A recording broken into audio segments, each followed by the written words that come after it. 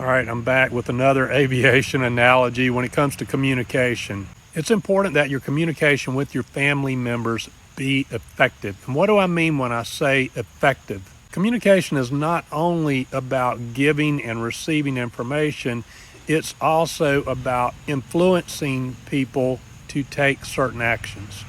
Now, notice I didn't say controlling people, influencing people. There's a big difference. There are a lot of different ways to communicate. You communicate not only with your words, you also communicate with your body language and through your actions, through your behaviors, and your boundaries, and how well you maintain your boundaries sends a clear message.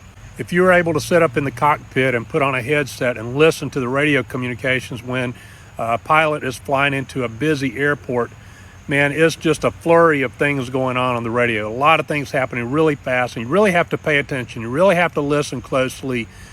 And it's all about being concise with your communications to get your point across and to influence.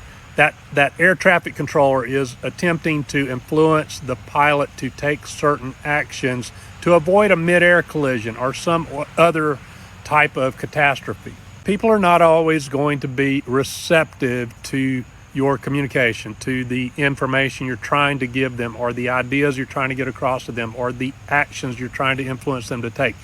They may not listen to you, or it may seem that they're not paying attention to you, and that can be very frustrating.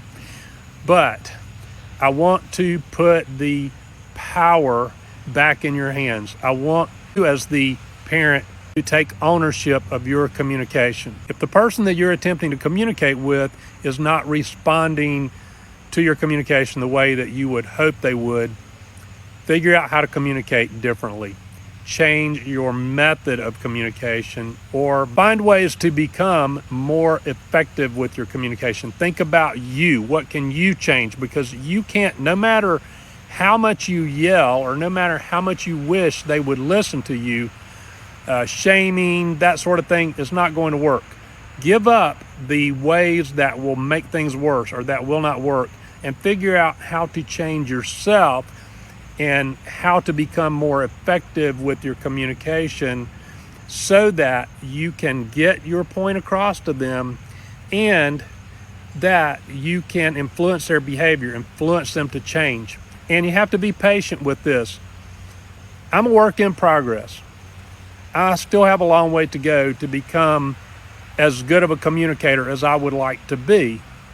So give yourself a little grace here, but start working on it. Start thinking about how you can improve your communication so that you can influence others around you to behave in a way that will be good for them and good for everyone else in the family.